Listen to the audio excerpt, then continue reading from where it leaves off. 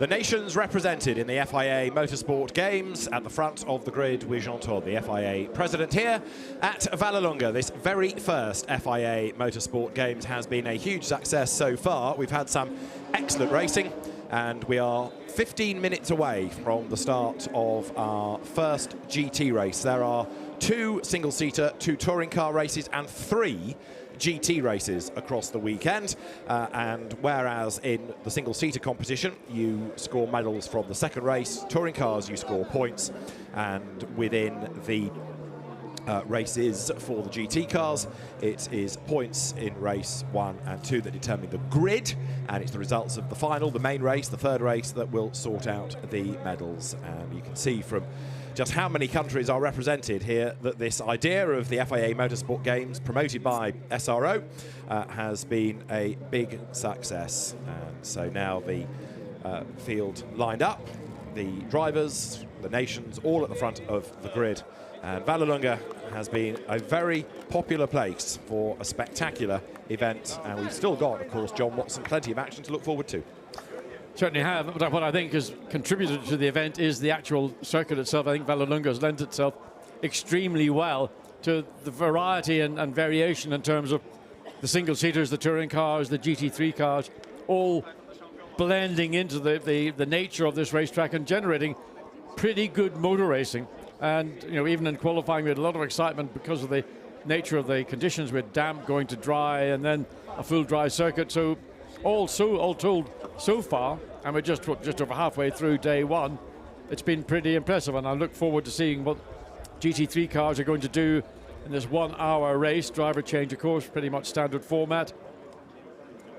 Yeah, it's happy days. Good. Absolutely, because this is a circuit that has given good racing thus far. It's given plenty of action. And these cars do look dramatic around here. And again, part of the intrigue in all of this is that you've got drivers with a different co-driver from normal, or with a different team, or in a different car, or all of the above. So there are so many unknowns. It really does break the normal form guide, if you like. And it's going to be pole position for Japan for this first race. Hiroshi Hamaguchi behind the wheel.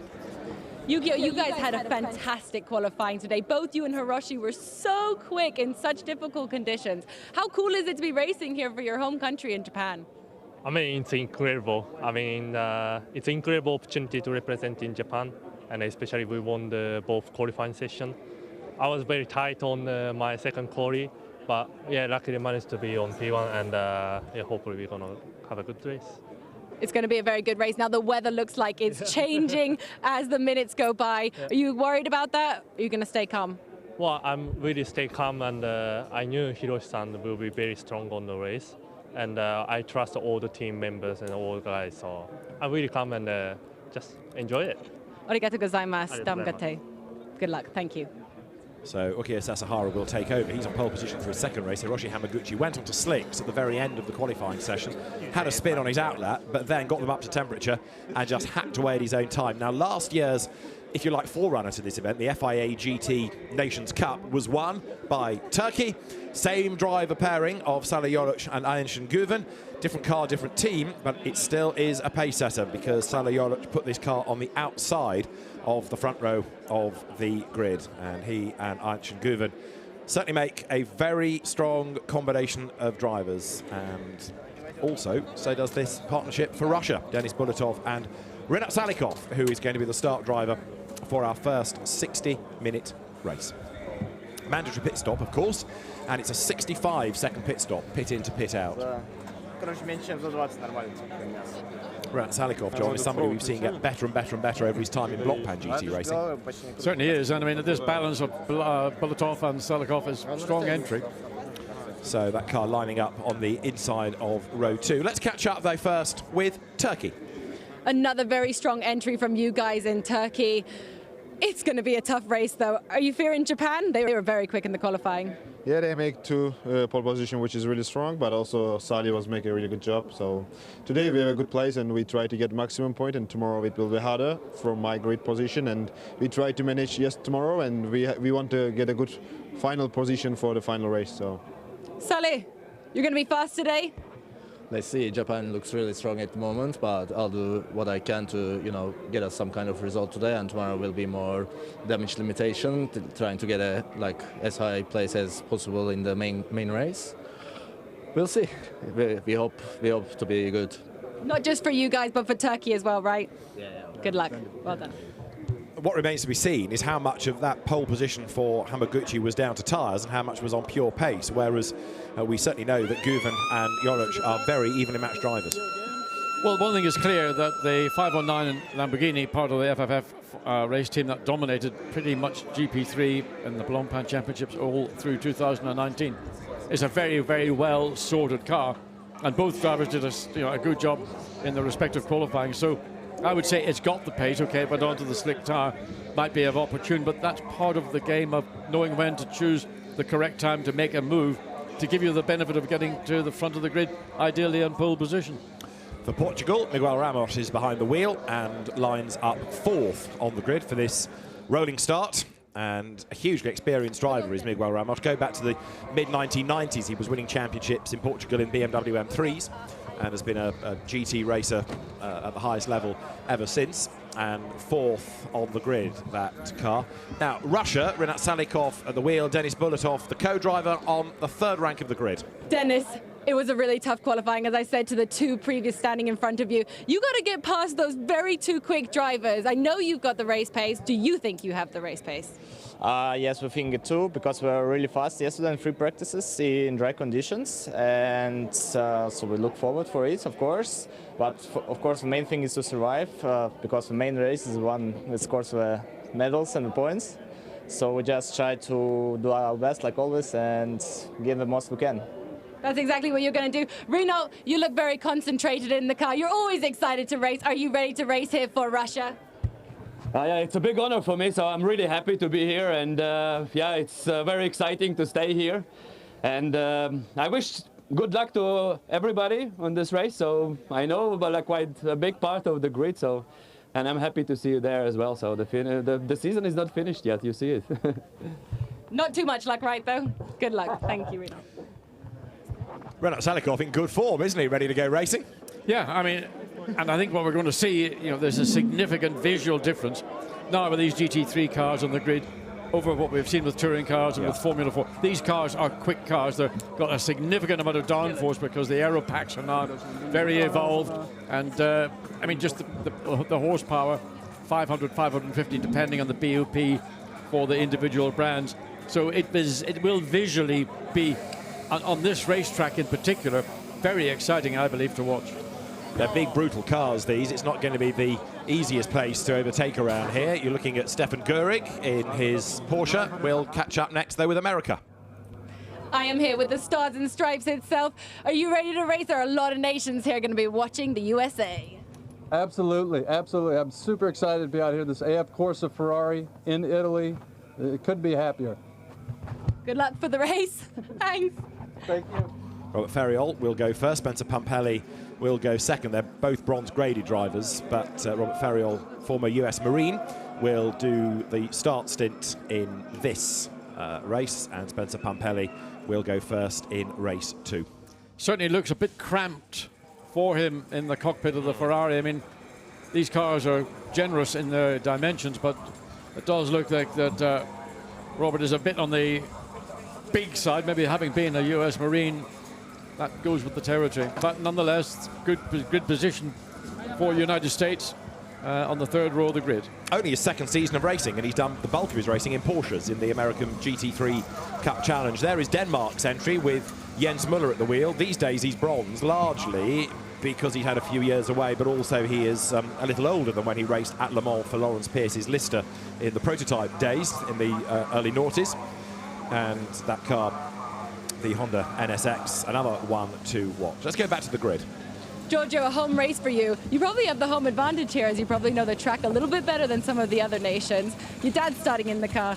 Are you confident with that? Yeah, of course. He's more experienced, and so I'm confident with that. So the only thing is the weather. It's a wet track, but it's dry, so also the qualifying was a bit tricky. We'll see the weather, but we're confident to gain some position. and I know we can do some good job in Rome here in our home race. So let's push. As you said, the rain is starting to fall. You're on slicks at the moment, so that's going to get interesting. Yeah, everybody's on slicks right now because the track is dry, but right now it's starting to rain. So we'll see if it's going to be a wet start or no, and who's going to be fast in the tire change. Bocca al lupo. Good luck. Ready. Thank you. It's been declared a wet race. That puts the emphasis on the teams to change rather than the race officials interrupting the race to let them change. Well, look at the track conditions right now. It is only a slick tyre track, but in 5 minutes' time, that might be a different decision.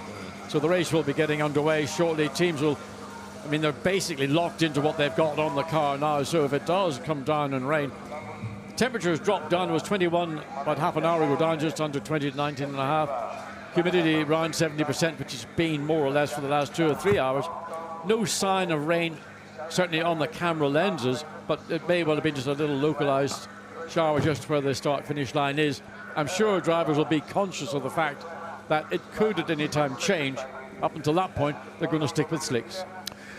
So the grid is formed. It is going to be, of course, a rolling start, as befits a GT race. There for Australia is one of the many Porsches that we have on the grid. Stephen Grove, who is dad, will go first. This car run by the very successful European team of Herbert Motorsport, run by the Renaults, one of whom is representing Germany. Alfred Renault is on the grid with Stefan Gehrig. We saw his car a little while ago.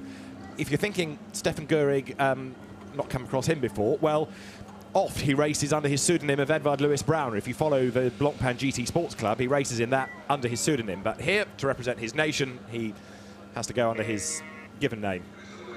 And there is the Germany team's Porsche. There is Stefan Gehrig behind the wheel of it. And Stefan Gehrig is another driver that's a bit more experienced than perhaps you first give him credit for. He's in quite a bit of the Creventic 24-hour series and is a pretty handy peddler in his own right. Driven in the European Le Mans Series and also in Carrera Cup Germany. So he knows all about Porsche racing, that is for sure. And he will, in a few moments, like everybody else, set off onto the formation lap. That car lining up 5th on the grid. It's a slightly jumbled grid because of who went onto slicks at the right or the wrong moment. Yeah, I mean, if you get caught out, that's always the way when you get wet to dry racetracks. Sometimes being overly cautious is a penalty. And maybe if there's a little bit of inexperience in one of the two drivers, some of them are bronze and some of them are silver, so that maybe the bronze driver is a bit more tepid about what they would choose to do and conditions that would maybe catch them out. So there you have the car of Robert Ferriol and Spencer Pumpelly. Robert Ferriol, very much a bronze driver. Spencer Pumpelly is graded bronze, but he's raced at Le Mans, so he's a cut above your bronze. That's why he starts race 2, which is really for the quicker drivers. For Denmark, Jens Müller is there and good to go. That's another car that's going to be worth watching, and he shares it with Christina Nielsen, very experienced GT racer, very successful Christina in America. Her father also a successful sports car racer and businessman, Lars-Erik Nielsen.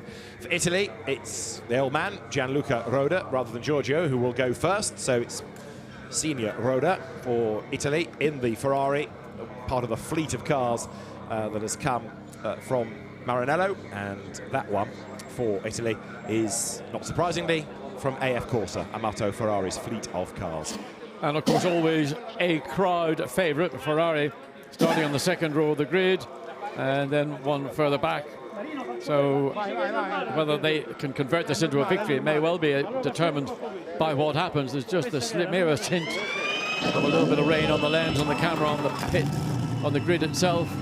So what's happening on the windscreen? I haven't seen anybody thinking about switching on a wiper to say that the windscreen needs to be cleared. In fact, most of the rain, the wind pressure when these cars are at speed blows the rain away. Some of them use Rain-X. It's a product that it's like a silicone. You put it on the windscreen and the rain doesn't adhere to the windscreen. It just gets blown away by the wind pressure. So, grid formed, and very shortly everybody is going to be released on to this formation lap. So, smartphones at the ready, and the fans in the grandstand about to be treated not only to a great spectacle, but a great sound as well, because, again, another of the really good selling points of GT racing is the different noises that the cars make. You've got some grunts, some rumbles, some howls, some big throaty lumps as well inside the cars. Well, you've got the traditional V8 from Mercedes, you've got the screaming V10 from the Audis and the Lamborghinis, you've got the what used to be a screaming V8 from the Ferrari when it was aspirated, now it's turbocharged. There you can see what is in effect the rear view mirror on board Salioluk in the Aston Martin. And that, of course, is now a V8 twin-turbo AMG-based unit rather than the venerable V12 Aston Martin, which was very Saronic. I mean, it made a lovely sound.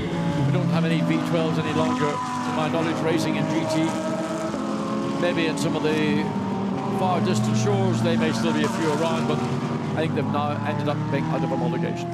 So we've got reports of rain falling. Let's put you on the spot here. Can you pick a winner out of all of this before we go racing for 60 minutes?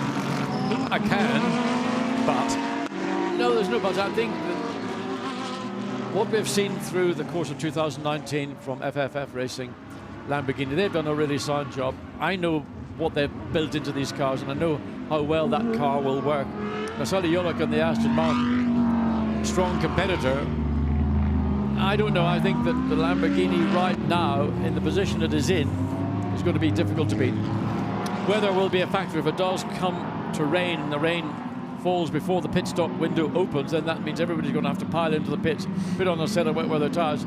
But does that mean then, if they come in for their driver change, they have to do a mandatory tyre change on top of that again? I suppose it does. You can only make your mandatory pit stop within that window, so if you pit before it, you've still got to do your regulation stop. So ideally, you want to try and get whatever the tyres are to the window. The question I'm asking is, how many of these teams have got two full sets of wet tyres mounted on rims? I suppose they probably all do, but it's one of those things that sometimes maybe gets overlooked. Well, it is going to be dramatic, that is for sure. There are so many imponderables in this, with drivers new to cars, new to teams, new co-drivers for them as well. And with the spots of rain on the camera lens, it's going to be a greasy circuit. They're on slick tyres, so there's an element of survival. Don't forget, for this race, it is the lower graded driver who starts. In theory, therefore, the slower driver, the less experienced. Phrase it how you wish. There are one or two quirks to that, like Miguel Ramos, who has been very successful. Andre Lewandowski is also a very, very good AM. Louis Machiels has been racing for a long, long time. He represents Belgium, so it's still a pretty high caliber grid. Flick Haig, for example, British GT champion, is in this as well, but she was the AM's Johnny Adams Pro that year. So we are set to go racing. It is 60 minutes. It is race 1 of 3. The way the points work, just quickly, you get a point for your position. So the winner gets 1, 22nd position gets 22. The lowest number of points, the fewest number, come the end of race 2 will be pole for the final. Results of the final give you the medalists. We are about to go racing at Vallelunga. Race 1 for the GT Cup in the 2019 FIA Motorsport Games set to get underway. Japan and Turkey on the front row of the grid. We go racing. Good start by Japan. Portugal tries to make a good start as well as they run down towards the Curva Grande for the first time. It is Japan from Turkey side by side for third, with Portugal round the outside of Russia. Yeah, Russia almost getting a wheel over the curve, bouncing up in the air as they filed all the way down into turn. And Japan has got that little bit of advantage. Drama in the background, Q8 off the road, so coming out of turn 2, one car off, it looked like Q8 into the barrier. Was that Great Britain running wide as well? It was, that was Flick Haig off the road for GB, so we are one car off the road. It could be an interruption, let's see. Here is the race leader, Japan. Hamaguchi at the wheel of the Lamborghini leads Turkey second, Portugal third, fourth then is Russia, fifth going strongly is the USA. The challenge is made there as Australia dives up the inside of Chinese Taipei, going down towards turn 7 and more running off the road. Well, track conditions may be beginning to change even already on this opening lap. Might have been a little bit different to what they experienced when they were doing that final parade lap.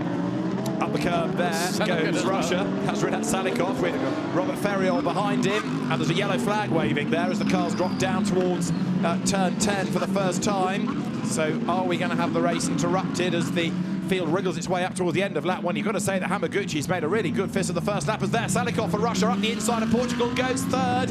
Lead gap has extended, and look, yellows are out, and therefore Salikov has to back out of it. We will go safety car, and some have seen it and some haven't. So some have not seen it, and some of them are diving all over other cars, but they've got to fall back into the positions they were once that yellow flag was displayed. The safety car waiting to pick at the entrance of the pit lane entrance to pick up the lead car, which is of course the 519 Japan Lamborghini, with Hiroshi Hamaguchi behind the wheel, who picked up the best part of a second or more on that opening lap and was pulling comfortably ahead of second place Turkey Aston Martin. So it is for Q8, I was right, it was that car that's off the road, the Optima Motorsport run car for Q8, and Khalid Al-Murhaf, the man behind the wheel of it, it was coming out of this section where the car speared right off the road, And so the safety car is out. So Japan leads, Turkey leads Portugal at the end of that one. There, you can see a rather crumpled Aston Martin, and the Q8 car is going no further. Yeah, a lot of front-end damage to that car. Superficial, one would hope, but you've got a lot of bodywork there. You've got a lot of the more than superficial. That's the right front suspension. You can see the car's gone off at pretty high speed, hit the barrier, bounced back. But that right front and all around the cooling system, the radiators, front suspension, the sub-assemblies, etc. Long night for Tom Ferrier's men. No, Optimum. Optimum, okay. TF is Turkey. Optimum Motorsport, okay. yes, is the squad behind Q8. But your point is valid. It's a long night for that team, come what may. Right, so Japan, Turkey, Portugal, 1, 2, 3. 4 Russia, 5 USA, 6 Denmark, 7 Germany, 8 Portugal, 9 Italy, 10 Thailand, Spain 11, China 12, 13 Taipei, 14th Switzerland, 15th Australia, 16th is Malaysia, 17th Belarus, 18th is Hong Kong, 19th is Great Britain, 20th is France, 21st Belgium. Louis McKills, who we saw, let's look again at the start. So we didn't get to see the lights go out, but here we are, and a great start from the pole sitter. And Renat Salikov in the Russia Ferrari was very, very keen. You see him driving up the inside, coming into turn 3, and he gets 2 wheels up on the curb and just about gets away with it, the bounce. And then it was just here on the exit of turn 3 where it all went wrong for Kuwait. Indeed, so this is on board with Salayorosh at the start of the race. Through into the lead goes Japan, Hamaguchi at the wheel of the Lamborghini. And down through turn 2. He was out of the throttle, going through turn 3 on that opening lap. I don't know whether he felt that the Lamborghini ahead was maybe slowing down. Ended up diving into the pits. So that's the Swiss or Denmark going, I think, Switzerland. So there is what would remain, well, it's the front end that's been damaged. I just hope that none of the chassis legs, the deformable chassis legs that are a part of all these cars, hasn't been damaged. If that has, then that's a bigger repair. But if it's just principally bodywork and a few of the minor parts, some of the radiators, should be okay. The answer to your question, Switzerland pitted, Christoph Lenz. Now, I wonder, is that a roll of the dice to put it onto wets, thinking the weather's going to worsen, or is it a problem, something more sinister? Has it run over something, for example? Right now, that's not an ideal pace, and outblast the Lamborghini. Well, I mean, that was a bit unnecessary, but there we are. I don't know whether that would get the attention of the stewards. I wonder, has that car rolled independently to the middle of the racetrack? Because there's no other way it could have gone there. Well, yeah. Unless they've dragged it backwards off the grass. Anyway, either way. It just seems a very odd thing to leave a car in the middle of the racetrack when it was well off the racetrack in the first place. Well, we are behind the safety car. Whatever that pit stop was for Switzerland, they'll stay on the lead lap. Yes, they will. Well, that's the ball competition with that Aston Martin. Can anybody give us an answer as to why the car, which was well off the racetrack, now finds itself in the middle of the racetrack, just off the racing line? There goes Belarus. Talkinitz senior doing race 1. Alexander Talkinitz a senior. And there is Christoph Lenz back at the rear of the pack, but as I say, on the lead lap. So what the pit stop was for, maybe he'd gone over a bit of debris and picked up a puncture. It could be just simply to change a tyre, or it could be to change onto a set of wets, which I would have thought would have been a bit premature, bearing in mind we're not seeing the kind of rain that would request or require you to do that. So there, the Aston has now been craned away. I'm still curious to know how it got into the middle of the racetrack, but you know, some of these mysteries one day do get solved. Well, it's thankfully, I was going to say got enough clearance, almost, as it's rattled its way now off the circuit. Now here's the accident. We saw it at the start of the race, and it's Rock coming into shot. Was that a totally self-induced incident? Well, Belgium was the other car near it, so maybe they got together. Don't know, I couldn't really see. There's no obvious damage around the back of the car, so it may just be simply a little bit of inexperience and getting on the gas a bit too aggressively. Just spin up one wheel and that will turn the car around. Well, it's being looked at, but it will only be Louis Machiels that needs to be investigated along with Khalid Al-Murhaf, because they were the two at the rear of the grid that may have come together. So track should be clear. We'll get past the incident zone this time, but the safety car hopefully can peel in at the end of this lap, and then the race director, Oliver Grodowski, will be able to give the call and get activity back underway. Almost reminiscent of being back at Spa 24. LED headlights blinding everybody and sundry. Absolutely, because they do have a 6-hour race here. The 6 hours of Rome is a regular long-distance race at the Vallelunga circuit. As you look at the Italian entry of Gianluca Roda, who was part of the winning team in that very first Blancpain Endurance Series race all those years ago at Monza in the Auto Orlando Sport Porsche. So the incident, just to confirm, involving 007 is under investigation. It's a good old, of course, Aston Martin number these days. Traditionally, there's 007 works Aston, even though students of Bond novels will tell you that for many of the novels, he drove a Bentley. Only once did he have an Aston in one of Fleming's books. Don't spoil a good story. I'm sorry, John. Don't spoil a good story. Sorry. But he did have a Bentley. In fact, I think it was in From Russia with Love. I remember seeing him, and he had his first time I saw a telephone in a car. That's right. Supposedly, it was period true. Now, 1 or 2 drivers being told they have to give back positions that were gained under the safety car. So Australia, Stephen Grove has to give back a place, and so does Belarus, Alexander Tulkinitsa Senior. Not surprised, because they all got very bunched together coming out of turn 11 and the run up to 12 and 13, and obviously they hadn't seen the yellow flag and they assumed, oh, well, I'm going to get past easily here. So those positions will be required to be given back, whether they do it before the safety car returns to its position or whether they will let the race get underway and allow the drivers then in turn to fall back and give up that position. So when that has happened, I suspect the race director will be content to get the race back underway. It's interesting, isn't it, how there, look, towards midfield, the gaps open up. 1 or 2 have really fallen a long way back. In fact, one of those cars going through is Malaysia's Adrian Da Silva. And Tulkinitsa has done what he's been told to do. He's given back, well, actually 2 positions. Paul Lipp has gone past, and so has Britain. Flick Haig's gone past him as well. So not quite sure whether that was quite the plan, but anyway. We're going to have to now have Flick Haig give up back up again. Let's wait and see. But I fear so. For Spain, through there goes the Lamborghini of Alvaro Rivera. Field on currently lap 5. All of this counts within the hour, of course. So the clock ticks on down.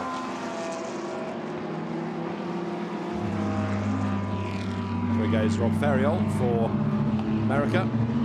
Safety in this lap. I think that means safety car in this lap, but we will be back racing at the end of this lap, so on your toes, everybody. A couple of the cars just operating their wiper, whether they just want to get sure that the windscreen is clear rather than that there is rain falling as the cars come back towards the stadium section.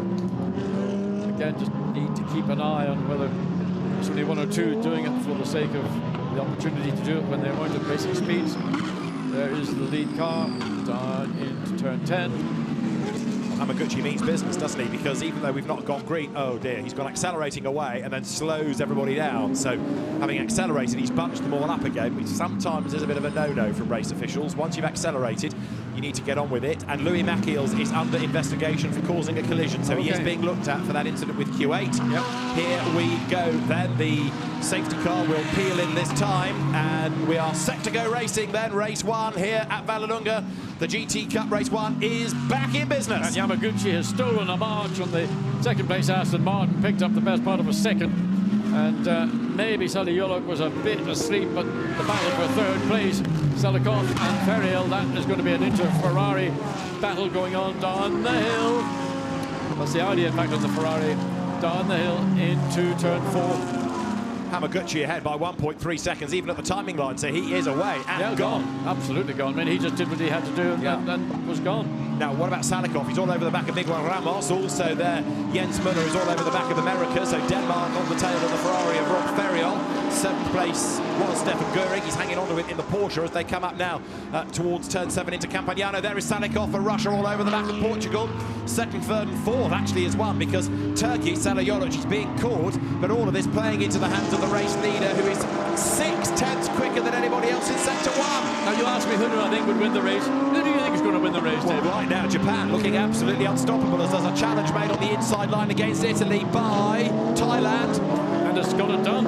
Vutikon Indrapurvasak for Thailand is up alongside Roda for Italy and goes through. Well, forces the Ferrari wide. Ferrari didn't concede, ran wide, the back end stepped out, so he had to get under the throttle. That allowed the Porsche to consolidate its pass.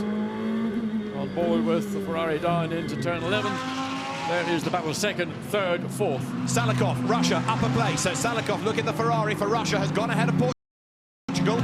Miguel Ramos drops back, and Renat Salikov straight away unleashed onto the back of Sally Jolic. If anybody is going to challenge Japan, it could be Russia as it goes up the inside. Easy peasy, lemon squeezy. Absolutely no problem. I mean, just carried way more speed. The Aston Martin couldn't get the nose of the car into the apex of the corner, and the Ferrari just turned in, got the nose, got the bite, and through. I think that's the easiest pass you're going to have all day, with a little bit more rain falling on the lenses coming through turn 3. So, 2 places gained in a lap for Russia. Russia has already had a win today in the first touring car race, and now Renat Salikov, with a quick partner in Denis Bulatov, is released onto the tail now of Japan. Let's see what he can do. Look, he's getting away from Turkey. Jolic defending from Portugal. Rest of the field all files through. Italy under attack from Thailand. Vutikord into Puvasak is doing a really good job here in the Porsche. The very smart grey 911 as there. Ferriol for America keeps Muller at bay for Denmark. And then look behind them, Andrei Lewandowski, the green Lamborghini, the Polish representation, closing up onto the traffic. Trying to get round the long way, but Ramos is going to struggle because the Aston Martin will take track position away from the Audi. So they come down through turn 9, down into turn 10.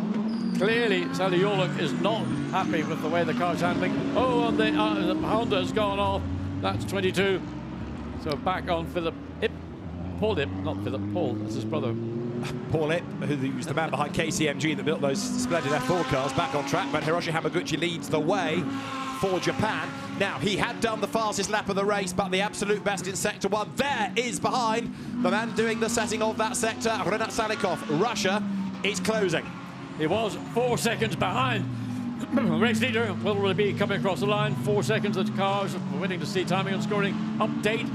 4 seconds it was. What is it? Waiting to see 3.4, 0.6 of a second and 1 lap. And a replay of how it went off, got involved with the traffic. Down at 7, off the road he goes. Fastest lap of the race now, Renat Salikov, and 3.4 seconds. That gap is coming down and down and down. Replay here from onboard Gianluca Roda's car. He's getting involved with Germany. Stefan Göring is ahead, gives him a bit of a tap, turns him around. Did indeed. And drama for Portugal. That has lost a rear wing. That's Ramos that's been off the road. He's rattling against the wall. Look, and he's ripped the rear wing off the car. Well, was that cause and effect, or the other way around? Did the wing, well, there's been right rear damage. That may have been. So, oh, whoa, no way you can do that round the outside there. With the and the rear window pops out. The rear wing still isn't touched, but the car's going to rotate again. It'll be backwards into the barrier. That's where. But where's the roof? There's it coming down over on the left-hand side. So the engine cover flies, rear damage, rips the wing off, so that's Portugal done and dusted. Italy takes to the grass. Look at everybody else having to scatter left and right. Spain goes one way, China goes the other. Whew, everybody just about avoids. Right, how is Salikov doing? Because he brought the gap down by another 2/10 in Sector 1, but he's lost out in Sector 2. So 3.4 seconds was the deficit at the end of lap 7. So has Yamaguchi managed to stall out the progress of Salikov, who was closing up too quickly, I would have thought, for the Japanese Hamaguchi to be happy with. Let's see, as there goes Andrei Lewandowski. He was the Pro-Am World Final winner in Lamborghini Super Trofeo last week, and he's up the inside of Rob Ferriol's Ferrari at turn 14, but the American, less experienced driver, hangs on to the place. I don't even know if he knew the Lamborghini was there, to be fair. He just took his line, turned into the corner. Lamborghini, look at the rain in the camera lens there coming down, so this is going to probably deteriorate.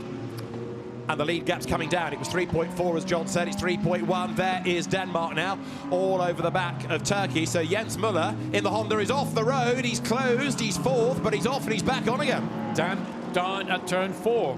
He just slightly overran and got caught out by that little bit of extra moisture. 1 lap upon 1 lap up the hill. Wipers going in the Aston Martin. So Sally Jolic managed to slow the car down. We didn't see that from Muller. He just overran the corner.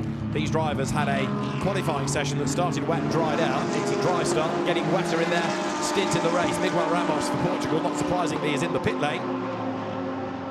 There goes Rob Ferriol, just ahead of Andrei Lewandowski. Then Roda, Germany, incidentally, after being tagged into that spin, dropping down into 12th place as the cars come out of turn 9 then. This is lap 9. Salikov, fastest lap of the race on this lap, slower in Sector 1, slower in Sector 2 actually. The Ferrari dropping back there. Thailand's Porsche charges into turn 10, but right now conditions getting a bit grim. Yes, it's getting to the stage where there's enough water on the track to make a difference. between what the car is capable of doing in terms of cornering and braking. Lewandowski, 5th, I think, for Poland. He was on the inside line, but he's off the road at turn 13. He's got a puncture. Look at the back of the Lambo. He's in the pit lane. Luckily, it's happened just at the point he's going to enter the pit lane, so time loss will be minimised, but it's still time loss. Was that contact? Must have been contact with that right rear. Here is the earlier incident. This is Roda on Göring, Italy on Germany. Bang. Well, if that is a bronze upon bronze, then there'll be a decision for the stewards simply to say, well, was it avoidable? If that had been a pro on a bronze, it would have been an automatic penalty. Now, USA versus Italy. Gianluca Roda, one of the more experienced drivers in the race, gets into the American Ferrari and turns that one out of the way. Well, Robert Farrell, twice now, he's got to a point, he just closes the door. He isn't aware another car's coming down the inside. You need to have that awareness, otherwise that's what's going to occur. You're going to get contact, and on this occasion, got spun round. So Robert Farrell was in 5th place. So America dispatched by Italy, Spain under attack from Thailand. That is the car of the Spaniards, the Lamborghini, that's started by Alvaro Rivera, and it is Footicornin from Puvasac crawling all over the back of it. Both making progress, and Roda spins the bite a bit because Italy slides off the road, so he was aggressive in gaining places and he's chucked them all away. Track conditions have changed. Lead gap, nearly 6 seconds. Salikov struggling in the wet right now.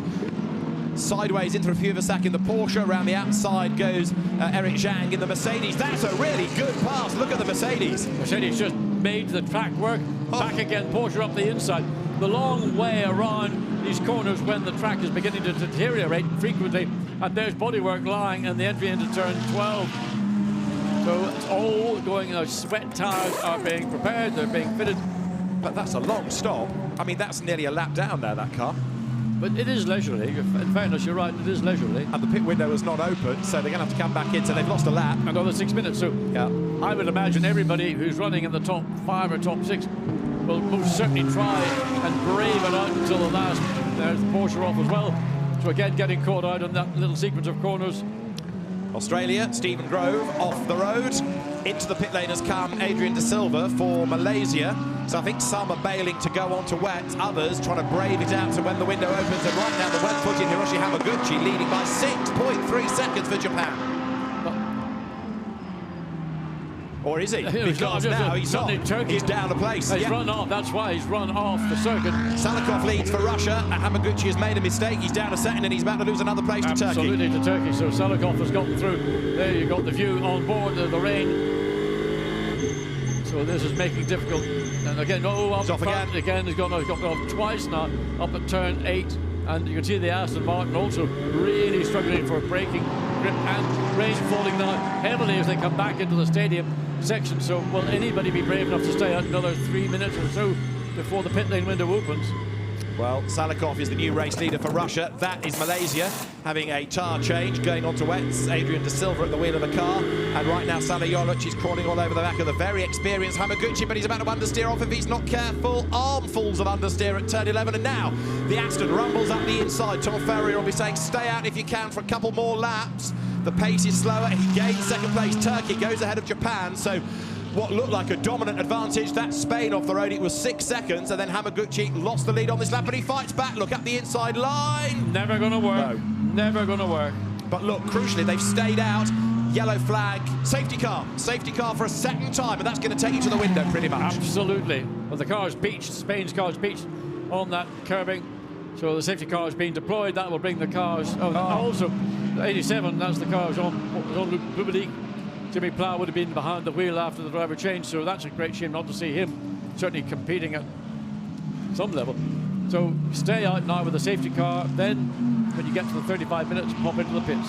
But whether the rain is sufficiently, the puncture on the right rear of the USA, so that's also been in contact. We've seen it off the track twice. That was when it was hit by Italy, wasn't it? It was on that corner, remember, down at turn 4. So it's only just manifested itself. Yeah. Taking them more than a lap for it to come through. This is the impact. So this is Italy on the inside of America, and in turns the USA. Bang. Yeah, but I mean, the 21, the Italy car was wheel to wheel alongside getting into the corner. Yet Robert Ferriel didn't really seem to understand that there's a car inside it, can't vanish at taking the position. you should have conceded. So they're going to sort that problem out, but then you have to come back in for the mandatory regulation stop. So those that are braving it out right now are doing a good job because they are maintaining track position. They're going to lose less time by making one pit stop rather than two. There is a slightly subdued Louis Matthews. Question I have is, when the pit lane window opens, which is going to do in just a minute and 60 seconds, I would be delayed. Because the safety car is on track. All right. So every minute the safety car is on track will knock the window back. Yeah. So if you are on slicks, I'm still waiting for the Spain car to get them. Again, it's just a roll of the dice. What do? You're going to go onto wets when maybe the rain will have stopped by the time you get to the pit stop window. It's one of those issues. Porsche stopped at the end of the pit lane. Is that Malaysia, which was Adrian De Silva? We'd seen the car having a tyre change, but it looks like it's ground to a halt at the end of the pit lane. That's Denmark, fourth. Let's recap the race order. It's Russia, Turkey, Japan, fourth Denmark, fifth Chinese Taipei, Thailand 6, Germany 7, China 8, 9 is Italy, 10th now Belgium, 11th Belarus, 12th Britain, 13th Australia, 14th Hong Kong, 15th America rejoining, 16th out of the race Spain, 17th in the gravel France, 18th being pushed up the pit lane there Malaysia, 19th with problems Poland, 20th, 2 pit stops and out of the race now Switzerland, damaged 21st to retirement Portugal, and America goes a lap down because it's held at the end of the pit lane. And absolutely, I'm just wondering where the Porsche is, because obviously there's no traffic coming out of the pit lane, so the Porsche is partially blocking the pit lane, so they need to get that out of the way, and there's no point, Alvaro, revving the old Lamborghini up. Your car is beached on that curbing. But why has nobody got to him to turn out of the way? Where's the recovery vehicle? Well, he's actually off the racing line. He's on that inside.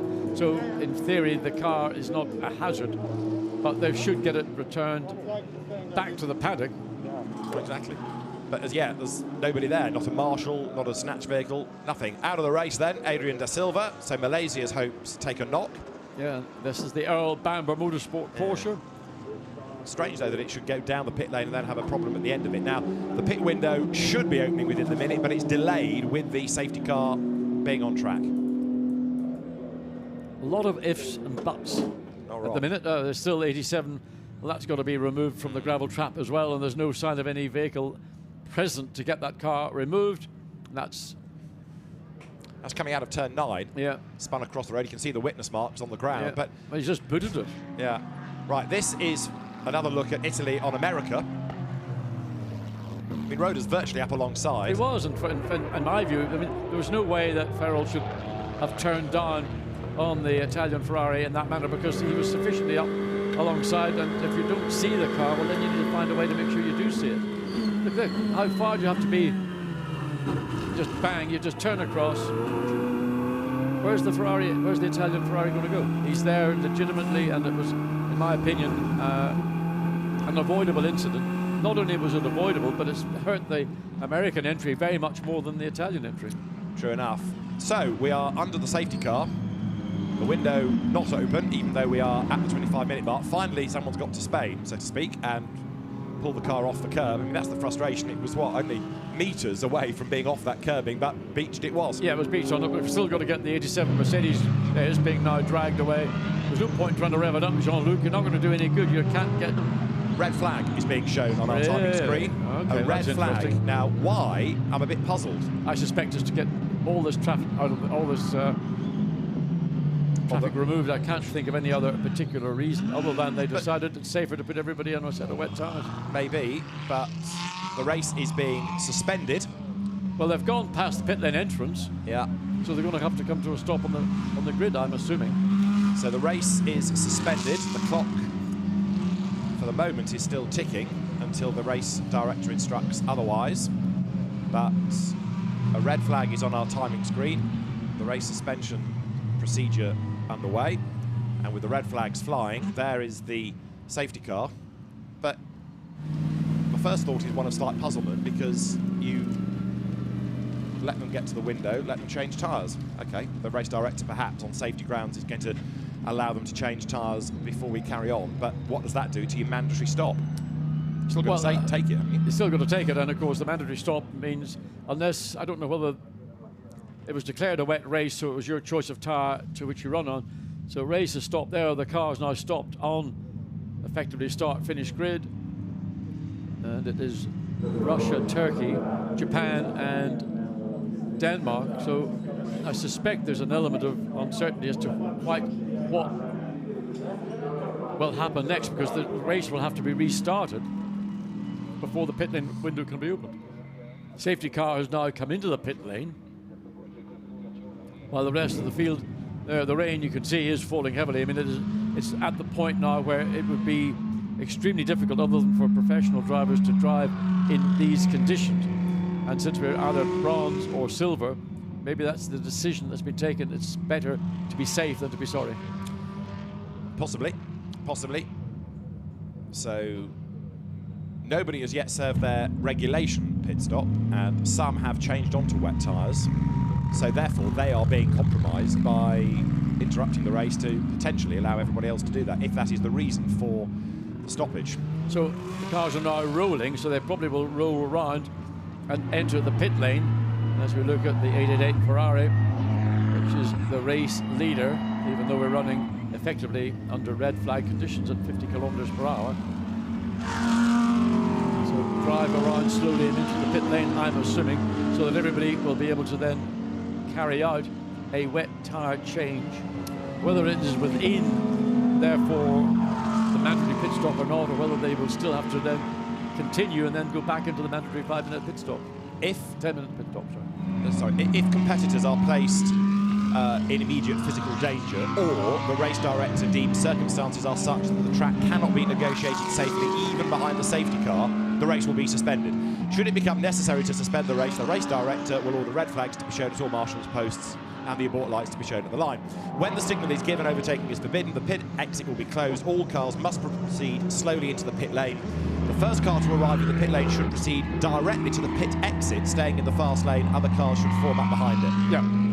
So they're not allowed to work on the cars in the pit lane, but if the race has been stopped because of the conditions being deemed possibly to be too hazardous, for want of another choice of word, then if they go back out on the tyres that they've come into the pit lane on, many of them will still be unslicked, and the track then may be wet, even more so than it is now. I can understand what they've done and the reasons behind it, but by making them form up behind the race leader in the pit lane in the fast lane, unless there is another command from race director to say you are permitted now, if the circumstances are such that it would be safer to go onto a set of wet weather tyres than to risk going back out again to do another lap to come in to then carry out a mandatory pit stop. I don't know. Cars may be worked on once they have stopped in the fast lane, but any such work must not impede the resumption of the race. A penalty under Article 16.3 will be imposed on drivers whose car is moved from the fast lane to any other part of the pit lane without permission. And resuming a race will be done as quickly as possible, but from a 5-minute countdown. But I wonder, has the rain stopped a couple of laps ago? It appeared to be the case. Looking at that picture, one would have said that looks to me, as they come through turn 9, looks to me like the rain may well have passed through. So you can do your driver change during the red flag, we're being told. So it is at the moment Russia ahead of Turkey, ahead of Japan, then it's Denmark, Thailand and Taipei. So while we've got the red flag, you can put your pro driver in and you can put your wet tyres on. Yes, so Aston Martin. But they've come into the pit lane and they've not stopped on the left lane. Correct. That's where they were meant to stop. But yes, because they're being now permitted to change a driver, but are they allowed to change the tyre as well under the...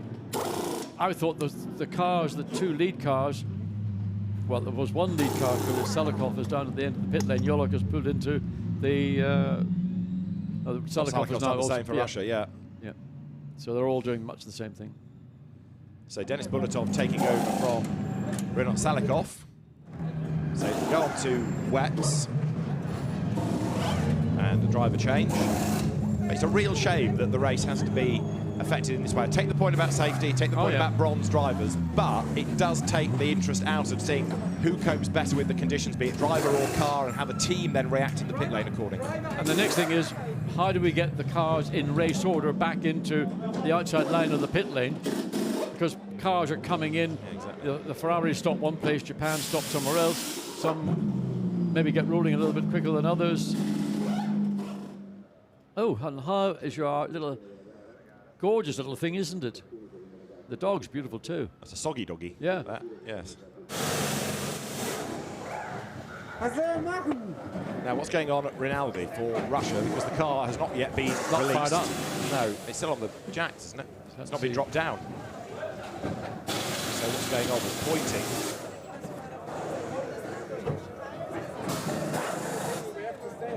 Not much energy going on, is there? I think the conversation I just caught the end of was, do we have to stay on slicks? Because it says at the moment, driver change during red flag. It doesn't say about a tyre change. Well, that's what my thought was also. Yeah. But once we saw cars coming in and changing onto wet weather tyres, as was the case of the Aston Martin, so that's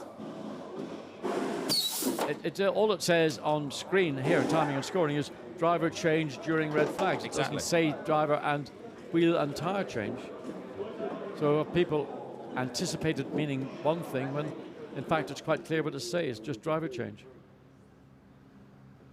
And that again was kind of the point I was getting to. Yeah. If you do a driver change and you put everybody else out on a new driver on a set of slicks on a racetrack which he's not driven on, that's even a bigger risk in my view. If you don't let them change tyres, hypothetically, you've still got to bring them round under the safety car and then let them pit, which was the situation we were in the first place.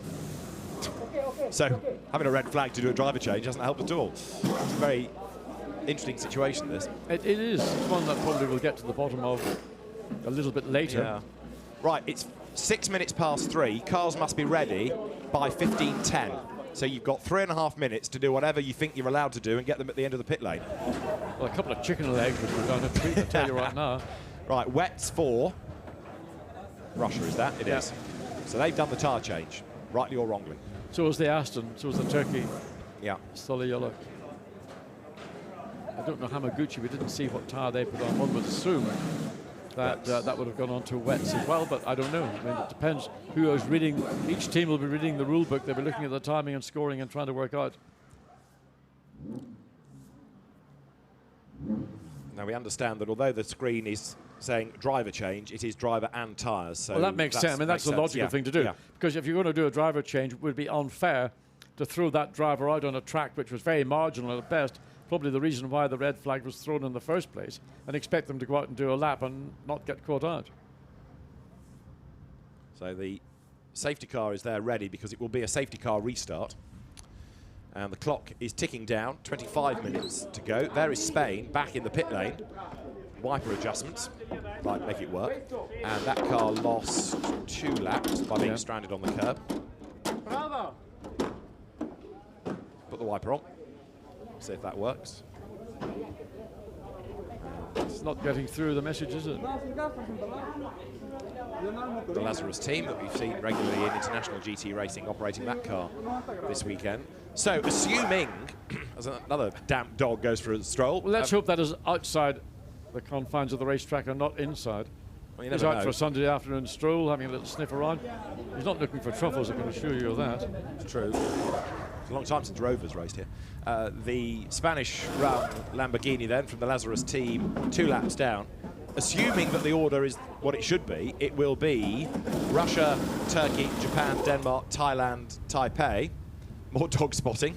Wow, sounds like a bit of a gang scene going on with the dogs, isn't it? Back onto slicks. Gangster dogs back in slicks. I wondered if anybody would do that. Simply because if the rain has stopped.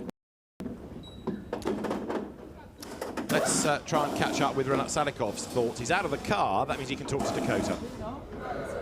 Reno, now you're currently in P1. It was a very tricky race up until now. How are you feeling? It was good. On the start I was a bit sleepy, but I was avoiding the contact with Mr. Ramos. He was good on the start for sure. And but then we was like on the restart, was full send and overtook like 2 cars, and it was an amazing move for me for sure. And I was like chasing and trying to catch the Hiroshi Hamaguchi, but I don't know I don't know where he was gone, to be honest. I mean, didn't saw what's happened with him, because the car is P1 now.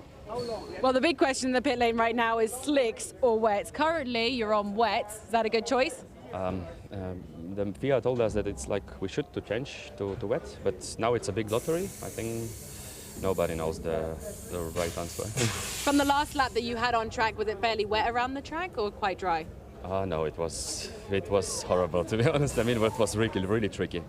It's very nice in the Ferrari. Good luck for the rest of the race. Thanks. Thank you. Interesting what Brent Selikov has just said. FIA told us to go onto wets. Yes. Well, the reason they stopped the race, red flagged it, is because they felt it was too dangerous to continue. Those that were on slicks, which is the bulk of the field. So therefore, if the track conditions remain as they were when the red flag was thrown, it would be irresponsible to throw those that were on slicks back on the track, on slicks, especially when you've done a driver change. But now as it dries out, are you therefore prevented from making that choice to risk it on slicks because they've said we need you on wet tyres because of the conditions? You may ask that question, David. Tough one, isn't it? It is a difficult. I don't know. Who'd be a race director? I don't know who the. We don't have access to the race director, but undoubtedly, I mean, everybody in the pit lane should be asking that question of the race director. What do we do? You've mandated us to change to wets. Are track conditions sufficiently bad that we can't go back on a set of slicks? Or are you saying that this is my judgment, you have to do what I have said? If track conditions dry out, then come back and put a set of slicks on. That would be probably my interpretation of what has been enforced. So the cars have to be ready at 15:10. It is now 15:11 and the restart time is 15:15. So whatever you've got as your tyre choice, that's going to be it now. And you can still hear wheel guns in the pit lane. I think everybody's got to fit wet weather tyres. I think that is probably above question. The question that will then remain is if you go out and on your out lap and wonder if then the conditions are going to, the rain has stopped, and how long will it take? We can't really see, is that a slick or not? Oh, that's... there is confusion. Yeah, the Great Britain car, we understand, is on slick tyres now. It makes the stoppage really rather academic, doesn't it? Because you could have carried on behind the safety car and the road would have changed as the rain stopped. But anyway, the decision was taken. Yes, it's a bit of cause and effect. Yeah. But obviously, some people are feeling that the conditions now probably don't warrant a change onto wet weather tyres, where the leading two cars have clearly gone onto wet weather tyres. Now, the cars have to be ready by now. So, presumably, whatever Russia has chosen, or however it has interpreted the rules, it's got to live with that. That could be compromised. It will be compromised. I mean, obviously, they'll have an initial advantage because track conditions are still on the damp, wet side. So they will have grip where those on slicks will be slip, slop, sliding around. But they're not going to make up the length of time that it would take to make a pit stop, do a wheel tyre change, and get back out without conceding position. So has this decision had a bearing on the ultimate outcome of a 1 hour race?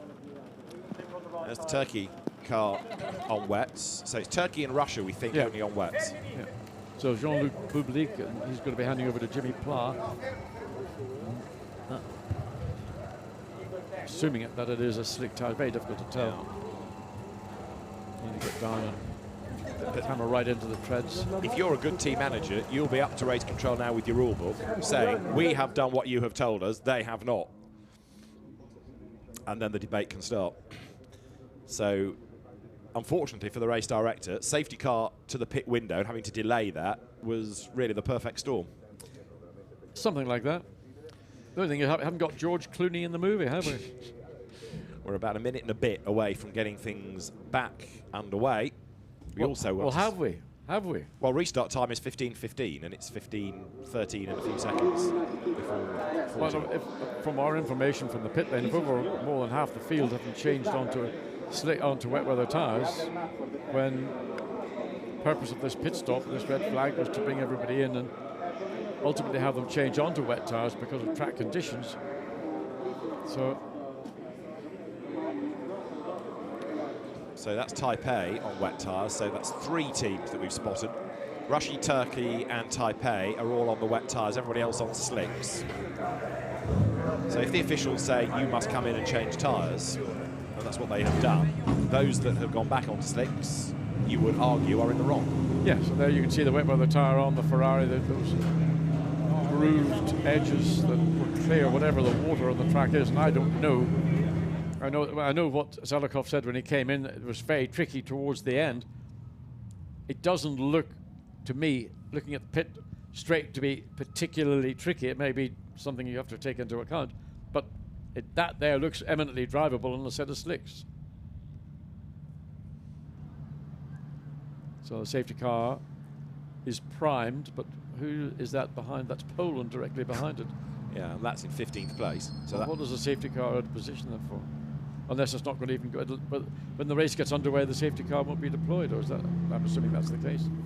Well, Poland, we don't need behind the safety car in terms of it not being the race leader. So why is Poland at the front of the grid when the Ferrari and the Aston Martin? That I cannot answer. Interesting.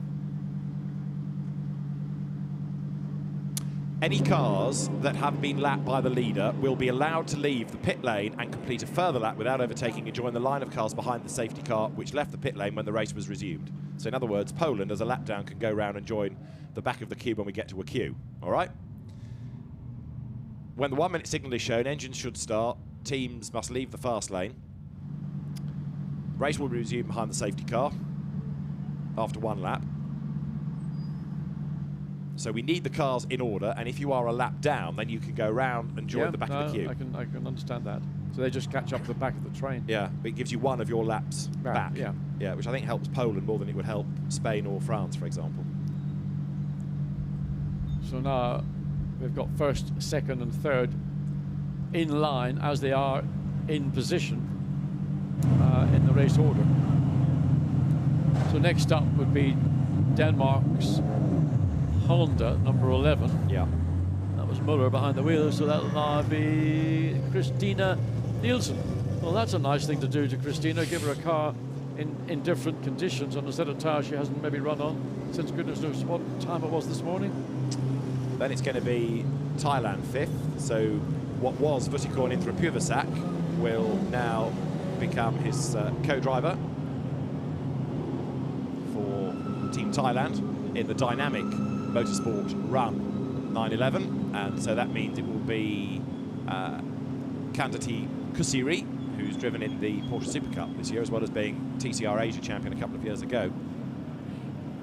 So how fast is Janos and the Poland Lamborghini going to have to go to catch up to the tail of the field without falling off? Depends if he's allowed to do his lap before the field is released, doesn't it? I mean, to come back into the pit lane then? Yeah, and join the rear of the queue. Okay. Yeah. I'd assumed that they'd release him, then the safety car would pick up the race leader. Possibly, that's yes. what I had assumed. I don't know what that's. Well, yeah, right. If that is the case, very fast he's going to have to be. But Janos, ex-GP3 racer, serious driver. It's also interesting to see how much time we're going to get in, because the clock for the hour of the race has only got 15 minutes left. We've spent most of it in the pit lane under this red flag. Time might be added on at the discretion of the race director, but at the moment we're 3 minutes late getting things underway. The land of the rising sun. Very, very simple but very effective presentation of that Japan Lamborghini. Right, we're almost good there. There's Belarus, which is in 11th place. Britain should be next in the queue. So the officials in the pit lane, getting everybody into the right order. Where is Chris Froggatt? Here he comes down the pit road now. Behind him is going to be Brenton Grove in the Australian Porsche there, which arrives into position. Slots itself in. Yeah. Then it'll be Paul Ip in the Honda, or not Paul Ip anymore from Hong Kong. It's going to be Marchie Lee, isn't it? In the NSX Honda. And then it's the lapped Poland car, yes. So that's kind of good now. I think we've got enough to get us going. So, effectively, Janos is the last car running, except that Jimmy Plough should get behind the wheel of the 87 Mercedes. I suppose Ferriol probably is out. We don't. I mean, can we say that Ferriol in the 18 Ferrari for USA is out? No, I think that's him in the pit lane with the lights flashing. I wouldn't quite say he's out. We've also got Spain to consider in France as well, haven't we? Anyway. Here we go. Here we go. We have some people on some tyres. Here we go. In some order. Something like that. Yeah. It's a tough day for a race director with these conditions and the circumstances, and sometimes it's better to make a call that might lead to some confusion than not make the call and lead to something more serious. Well, indeed, it's better to be asked, why did you stop it, rather than why didn't you? I think so. So, that is the order. Has Poland been released? Did I see the Lamborghini disappear from the head of the queue? I think it has gone out, hasn't it? I think it has gone, yes. We didn't hear that screaming V10, but I think it has been released. Oh, I know, no, sorry, I tell you a lie. It's still hidden there. behind the safety car, or in front of the safety car. Yeah. So, Artur Janosch awaits the signal. Right, we are under safety car conditions now. Look, the lights are flashing. So, technically, I think the race is back on.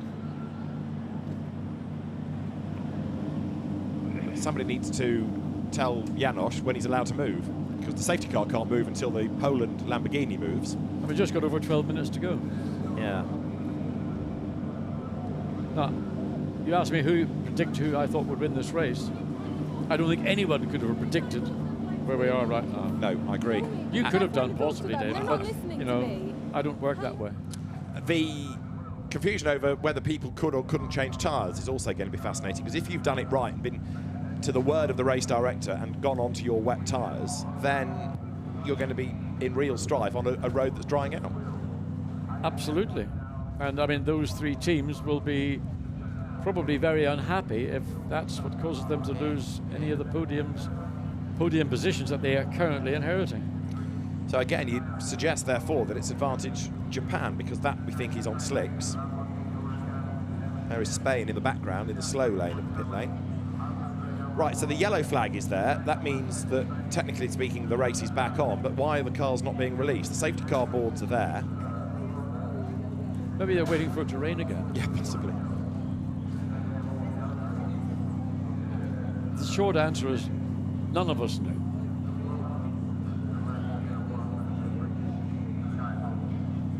It'd be interesting to get a team principal to give us his understanding. Their version of what they believe to be the case. I mean, Tom Ferrier, as an example, his car is in second place. It's in a really crucial position in this Any race. of the top three would be the ones that are going to lose out, probably. Yeah. Certainly the top two who are on wet weather tyres. So maybe you want to go to Rinaldi Racing or go to Tom Ferrier and say, look, what's your interpretation? If you don't force them to change tyre, you could argue there was no point interrupting the race. The interruption was to let them go on a wet tyre. Yeah, the problem is somebody has to make a judgment. Yeah. As you said, it's better to say we stopped it because we thought it was the right thing to do, rather than saying we didn't stop it, and this is the consequence. True enough, yeah. Now, Andrea Caldarelli, driver, but also is the man that oversees the FFF racing team. Let's try and get his interpretation of this rule. Now, Andrea, you must be a little bit disappointed to see your car in P3 at the moment. What exactly is going on? Well, there was a little bit of confusion, honestly. First, we are P3, but with the red flag usually should be the lap before. Hiroshi did a mistake, so he went back to P3. But we were expecting to start again in P1 because it was supposed to be the lap before the classification. And secondly, we are surprised because now it's only 8 minutes to go to the end of the race. We mount the slick tires and the others are on wet, and the race supposed to restart already 8 minutes ago. So I don't know if they extend or not, but it's not really fair on our strategy, honestly. Let's see how the race goes. Thank you very much. So that doesn't really get to the tyre situation of whether they were forced to go onto wets or how people have interpreted it. But interesting that he doesn't feel, with only 8 minutes to go, slick, or 9 minutes actually, in my slick's view, the way to go. that's a slick tyre circuit. Yeah. I don't see anywhere where there's any spray whatsoever coming from the rear of the Poland Lamborghini. Which, sorry to interrupt you, but it is being allowed to catch up, look, before the rest are released. Yeah. So those that are on slicks should have a massive advantage. Just keep an eye on that Lamborghini to see if there is any places where there are rooster tails coming up as the safety car sets off with the Ferrari. There we go, the Rinaldi Ferrari representing Russia. Dennis Bulatov behind the wheel. So we're back at the races. So this is, again, part of the hour, and I mean, Andrea Caldarelli is right. The restart is 9 minutes ago, so that has all shuffled around. He's also right in that normally the restart goes from the lap before the red flag. Absolutely. So, yeah, I can imagine some pretty heated conversations going on post-race. So down they come into turn 4. Some team managers' understanding is they were told they could change tyres. They weren't stipulated it must be onto a wet. Okay. The difficulty is, the reason the race was red flagged is because it was deemed to be too treacherous for drivers, cars to remain on track. I'm assuming that was a part of the thinking. Also, there were 2 cars stranded in precarious positions.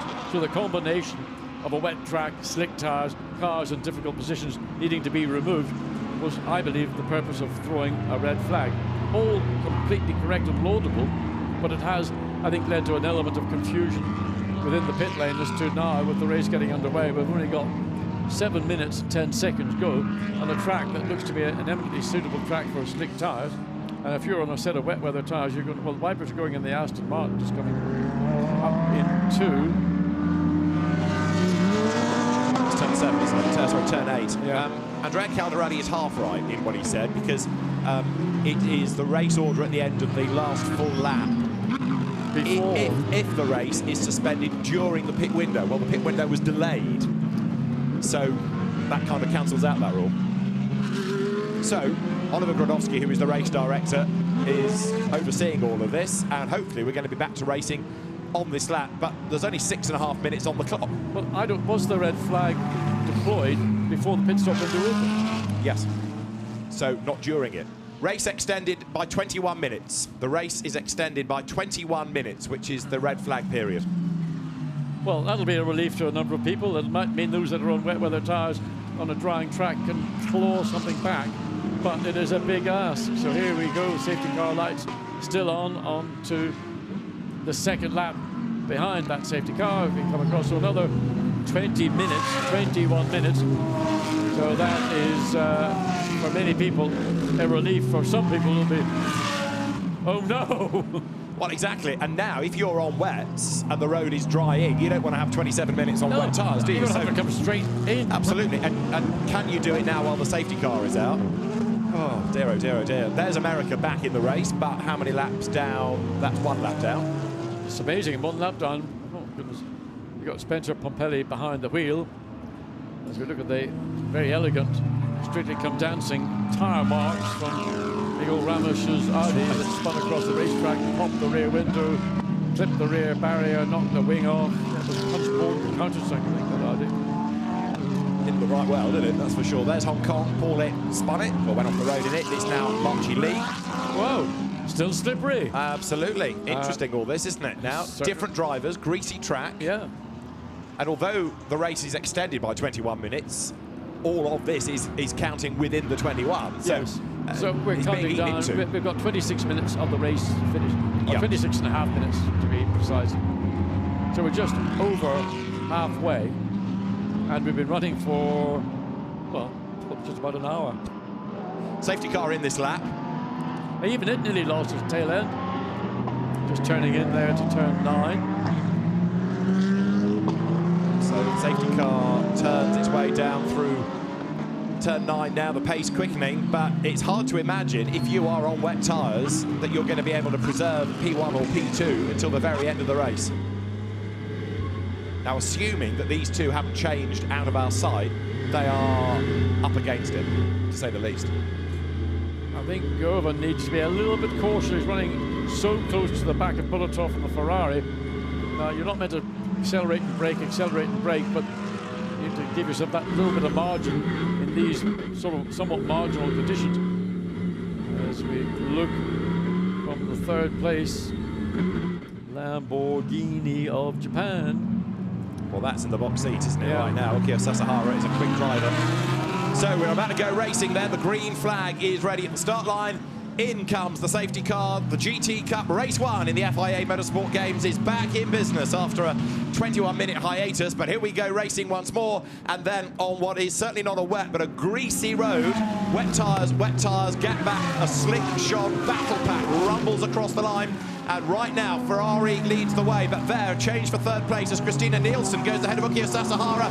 The Lamborghini struggling on the outside line, and Sasahara is not having a happy ride here. Look at this. Well, if he's on slick tyres, as we believe he is... He's got a problem. Look, it's either a puncture or it's crabbing. I think he's got a puncture. I think he's picked up a puncture because the left rear, look, to me, well, maybe it's the right rear. You can see smoke coming from just underneath the Venturi and the exit, so he has got a problem, and that may well be a tyre getting cut down. There's been a bit of debris on the racetrack, and it doesn't take an awful lot to cut through the carcass of a tyre.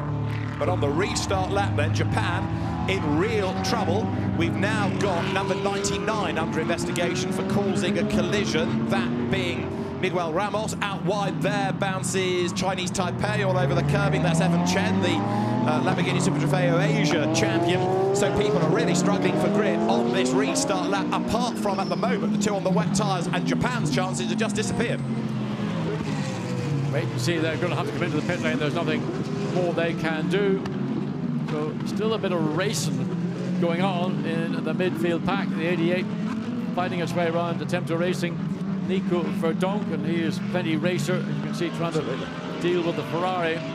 Verdonk's doing a good job for Belgium, isn't he? He goes ahead of Giorgio Roda for Italy, so Verdonk is charging here. Absolutely, so Verdonk is just trying to defend, and he's managed to do so now. We'll be looking at the China Mercedes just directly up ahead of us. So Nico Verdonk, you'd imagine, would be in that group of cars the driver that's most likely to be able to take some advantage of these difficult conditions.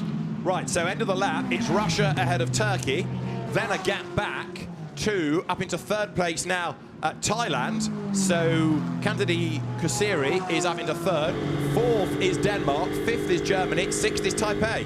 The Aston for Turkey got up on the curb and turn 3 and just got away with it, and the curbs are very wet. The racetrack is certainly very slick.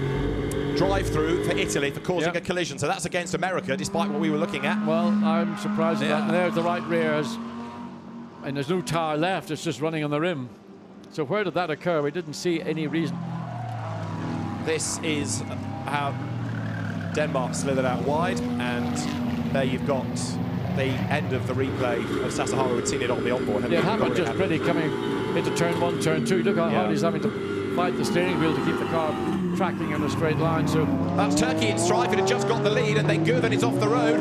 So Russia is back through. But look at Thailand on slick tyres now, closing the gap. So Kusiri in the Porsche going with the two race leaders, diving round on the outside line there. That's Japan. Japan into one tyre fitted to the right rear, and off it goes.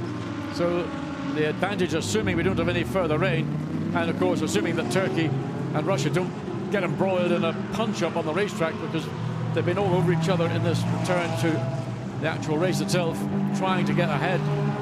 Aston Martin clearly had some advantages, but Russia managing to consolidate, but on a set of wet weather tyres, which will only deteriorate the more the circuit improves. Right, up towards the timing line, Russia leads Turkey.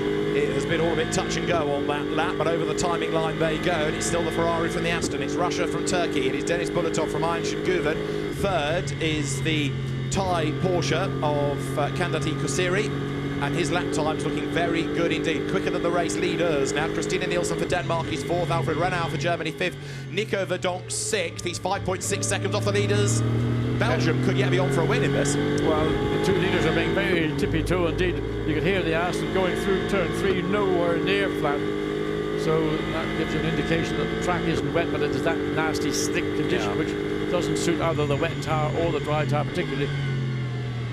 The Porsche 911, that's the Thailand Porsche, beg your pardon, should be able to take advantage once they get tyre temperature on a set of slick tyres.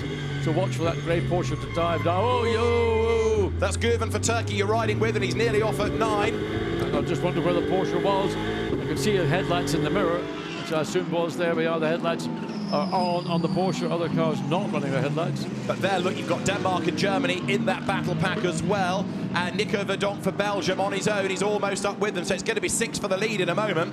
And there, look, Thailand defending from Denmark. Christina Nielsen tickling the back of the 911. Germany in 5th. Alfred Renauer is right there as well. They're struggling for traction, either because they're on slicks on a greasy track or the wets aren't quite what you need for a greasy road. So nobody really has got the perfect combination of rubber and car. But look at Belgium. Look at that car in 6th place. Nico Verdonk. I think he's going to win this. He's almost on the tail of them, and we know his CV. He was going to be my second choice as winner. From the back row of the grid. Yeah. Here they come, up over the timing line. Christina Nielsen now attacks for the lead of the slick shot class. Remember, up on the inside of Thailand. Denmark goes through, up into P3. Good, well executed overtake. But now the Porsche is going to try and come back as it drives off the racetrack, and that has been compromised. That'll damage the splitter in the front of the Porsche. Right, Belgium up to 6th, up to 5th, up to 4th. Round the outside, off the road goes Verdonk. Second gear, he runs out wide, back on the power.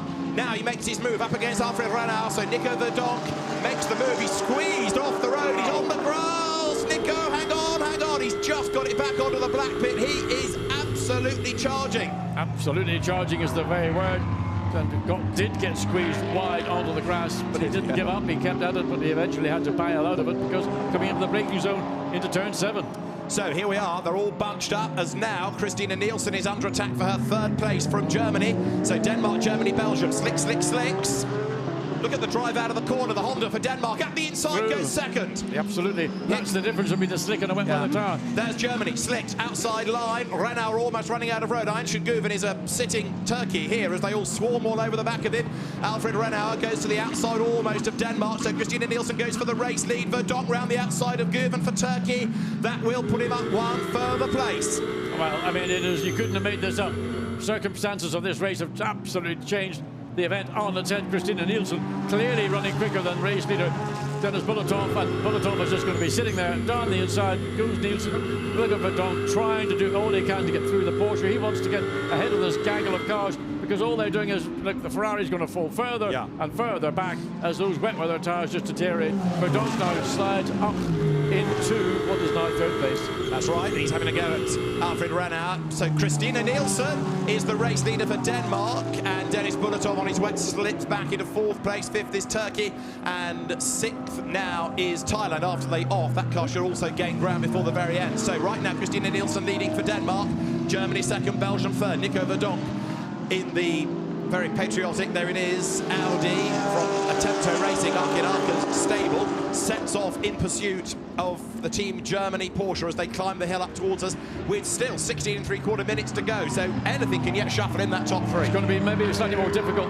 from now forward for Nico Verdonk. The pace of Christina Nielsen and Renauer in the Porsche is such that they've got good speed. They've got nothing that Christina Nielsen could do other than just make sure she doesn't get caught. Not anywhere near back markers, so that's not going to come into play. Just don't make a mistake, but under pressure from the Porsche. That's right. So Christina Nielsen, who has been successful in America in the GTD IMSA class, comes through in the lead for Denmark. Then 2nd is Alfred Renauer, and Nico Verdonk is right there as well. Great to see 3 different brands, Honda, Porsche, Audi. And Honda is one that's had good success, obviously in Japan. It's had good success in Blancpain GT Sports Club, but here taking on Porsche and Audi and winning at the moment in this most surprising of races. Unpredictable is the word. So of the 3, Christina Nielsen's got just over 15 minutes to hang on to this lead. Getting pressure from the Porsche. Nico Verdonk might be, of all the 3 drivers, the most experienced, put it that way, but has he got enough pace? And now that he's got himself to the front of the field, it becomes inherently more difficult to make your way forward any further. Right, this is the view from on board of the Audi. There is Germany looking to the inside line. Can't do it down at turn 4 at Chimini 1, and that means that Belgian driver Nico Verdonk closes up Alfred Renauer, who runs the Herbert Motorsport team. His brother Robert Renauer accelerates now, then up towards turn 5. Through the kink, up towards Campagnano. Brake, turn right, under braking the Audi's good. I don't think it's quite got the grunt in a straight line, but it's good under braking. Well, I think it's more the driver, possibly in fairness to the 2 directly ahead of him. I think Verdonk might be that little bit more experienced, but whether he can get his momentum. The trouble is you're running now at the pace dictated by Christina Nielsen, which is a strong pace, is strong enough to preclude the Porsche from finding a way through. So his pace is dictated by that of the two cars directly ahead. Again, closing up under braking, look, but he's not staying on the back of the Porsche. He's perhaps just biding his time, 14.5 minutes to go, but through this twin limit, they all concertina right there. They are as one, but then the gaps stretch out again. Nielson here having to go defensive, straight away, moving to the inside of the road through this tricky 12-13 sequence, and here it's 3 for the lead. What Verdonk needs to do is just position himself in such a way that as he comes off 14, he is the one that has picked up the momentum. Porsche maybe slightly stalled out by the pace of Christina Nielsen as the number 4 Porsche, it finds itself Harbours, the sister car to the car that currently is in second place. That's Australia. Brent Engravers had a spin, he rejoins and he got there. Thus, he dived up the inside going into turn 10. Light contact. Yeah, and around he goes. Look at Artur Janos for Poland up the inside, 2 wheels on the grass. He's charging. He's into the top 10, and even better than that, I suspect, come the end of the lap. Right, so it is Denmark, Germany, Belgium for the top 3. Russia still 4th, Thailand up to 5th, Poland up to 6th. 7th now is the car of China. Here's the lead battle. In 8th place is Great Britain, 9th is Hong Kong, and 10th is Belarus. It's still the 3 leaders covered by 0.666 of a second. Renault is that little bit closer. Look at Verdonk diving down the inside. Not enough space to make it work, but certainly enough to unsettle Renault, whose focus is exclusively on the back of the Honda. So Verdonk hasn't given up. He might want to place the Audi. Well, he's just going to follow the Porsche through turns 8 and then the second part in through 9 back into the stadium. Drops back again a little bit. The problem is you're running so close to the car, you're trying to challenge, but so much better you can see under brakes into turn 10 as they run down into the hairpin bend. So again, this whole concertina effect, everything closes up under braking, it opens back up again under acceleration. Jim Pla, absolute best middle sector, even quicker than Sasahara for Japan had gone. And Turkey, Ayşin Güven on his wets, struggling down in 11th place, whereas Bulatov on his wets, hanging on just to 4th place. Yes. There is Hongji Lee having to go on the outside line to try and get ahead of Thailand. He will do it coming off the corner. Honda goes ahead of Porsche. Yep. So that's Hong Kong ahead of Thailand there. That is now 4th place is the Ferrari. 5th. Yep. And now there's Spain. That's a lap down, but he's got better grip than the Ferrari on the wet tyres. Interesting that they're trying to brave it out on the wets. They've not bailed yet. Here are the leaders. It's 12 minutes to go, so it's going to be a long stint in those wet weather tyres. So yet again, Christina Nielsen under pressure from Germany in the Porsche. So up the hill through the flick to the left, and this is going to be the best chance we've seen yet for the Porsche, maybe to take the lead from the Dane in the Honda. Now Chinese Taipei into the pit lane, possibly to change onto better tyres, as Germany dives to the inside of Denmark but can't find a way through. A bit late. Yeah. To get that done, you needed to be maybe slightly better prepared. He left it very late. It was a late lunge. It was never going to happen. Nico Verdonk was sitting there watching, waiting to see what was the outcome of that attempted overtake, and he just has to sit there and be patient. Remember, Taipei was another nation that started on this restart of wet tyres. So into the pits now as there Germany goes out wide. Is this Belgium's chance to have a go? Not quite. Nico Verdonk's pace was good on the restart, but he's got a bit stuck. And fair play to Christina Nielsen because she is soaking up the pressure here, hanging onto the race lead for Denmark. Doing a good job, but Porsche certainly all over the Honda going into turn 13, but trying to get up the inside, but put him on the outside of the circuit, very dirty with loads of rubber being. Verdonk, what's he going to try and do? Again, just he needs now to get on it hard and drive that Audi off turn 14, but that's what Porsche's doing. And the pace is being dictated by Christina Nielsen, who is doing a great job absorbing the pressure from the Porsche and to a certain degree from the Audi. In third place that you're riding on board with now, Nico Verdonk, Belgium is the nation, and he's dropped back a little bit here. Is that to getting some clear air? Is that to give the tyres a breather down towards turn 4? The two ahead look like they're on the limit, but Christina Nielsen's line pretty much being matched by the Porsche. Renault is still unable to find a way through. He's got good exit speed coming out of the corner there, coming out of turn 5. He's going to have a look again coming up into turn 7. Yeah. He's just beginning to move out. Will he get up alongside? He's done it this time. Watch for Verdonk trying to slip through as well. So Christina Nielsen's had to. The pressure that Porsche was providing, that Germany was putting on Denmark was just more than was possible. So right, Verdonk's got to get on with this because he can't afford to be stuck there while Germany drives away. Well, he's got rid of, or in effect, part of the log jam that was preventing Verdonk making any further progress has gotten ahead of Christina Nielsen. So now we'll see what Verdonk, will he make short shift of the Dane in the Honda and then try and get back onto the tail of the Porsche. The Porsche now has got clear air, can run at its own natural pace, which will, in theory, draw it away from the second place Honda. Christina Nielsen not giving any opportunity. The Porsche made heavy weather of getting past, took many laps, so it's not going to be a walk in the park for Verdonk either, because Renault is a very handy driver. Here's Verdonk's chance. Is he going to have a go on the inside at 14? He's a bit far back. He might try and force a mistake out of the Honda. Christina Nielsen defends well. It's all about the exit out of turn 14. And by coming up the inside like that, and Christina Nielsen it was her corner, she could take the line she wanted. His best chance initially was going to be coming down the hill, and everybody's having to tap out of it. Bodywork. Look at Renault, he's away. 2 seconds clear already, and he's gone. So Verdonk's stuffed. That's the pace. That's the natural pace. Jim Pla has done the fastest lap of the race. He hit the back of the Belgium into the back of Denmark. France is the fastest nation on track, but he's 2 laps down. Up the hill, watch for Verdonk. He's going to try and do what we saw a lap and a bit ago. The Porsche do, and that's Chinese Taipei. Just had a pit stop and he's out of the race effectively with a problem. So there is Germany leading the way. Gap back. Denmark second, Belgium third, and coming then through turn 7 in 4th place now is Poland. But still, Belgium absolutely stuck behind that Honda, just as Renault for Germany was for lap after lap. And there, Thailand into the pit lane. Just interestingly, looking down the field, Jimmy Pla, 17th position, fastest race lap, 134.4, running 2 to 3 seconds a lap quicker than the lead cars are doing. Yeah, 2 laps down though, so absolutely. That's the big shame for him after Bowley put it in the gravel. And here is the effort. Yes, it is. And the inside door open. Go, go, go. Acceleration off, turn 11. No, can't do it. Verdonk didn't have the drive out of the corner. Too tight a line, couldn't get the power on early enough. The wider line for Christina Nielsen allowed her to get the power on. But look at the pressure now that's going on directly behind. Well, that's Niederhauser who's a lap down as well. So Verdonk is now being monstered by cars that are on the a lap down, 2 laps down, 3 laps down in some cases. So Germany's going to win this now because Renault is away and gone with 7.5 minutes to go. His advantage is 3.5 seconds. Verdonk, bizarrely, having to defend from back markers as much as he's trying to get past the very well-driven Honda for Denmark in 2nd place. So yet again, we're back to where the scene of the action will begin.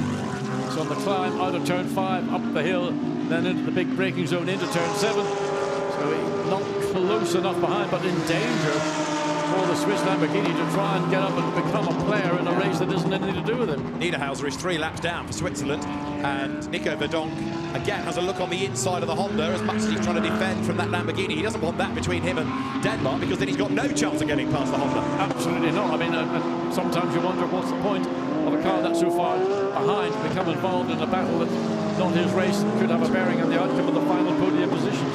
Niederhauser is 3 laps down for Switzerland. Pla is 2 laps down. There is Belarus on the outside line of Hong Kong. This is a genuine fight. That's 6th and 7th. Marchi Lee versus Alexander Talkanitsa Jr. Chris Froggatt for the UK, by the way, is up into 5th place. So Team GB has had a really good restart here. As there, again, Verdonk almost gets up the inside at turn 11, but can't do it, and nor does he get the drive off the corner. And Jimmy Pla, 4th of those cars, and the Mercedes, the quickest car on the racetrack by a country mile. And even then, with that extra pace now that he's caught behind 3 other cars, his pace is being dictated by that.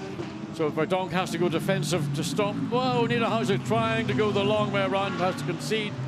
But Jimmy Pla sitting back watching all this and thinking, do I want to get engaged in this or do I want to get engaged?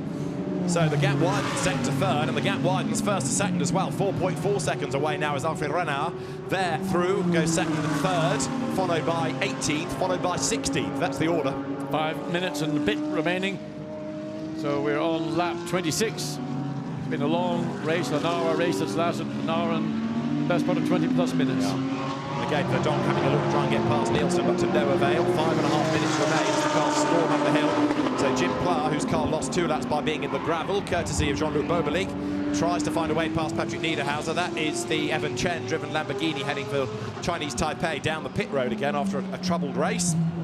So that's out of it completely now, as we have 5 minutes and change on the clock, and still Nico Verdonk is stuck behind Christina Nielsen, who is defending brilliantly.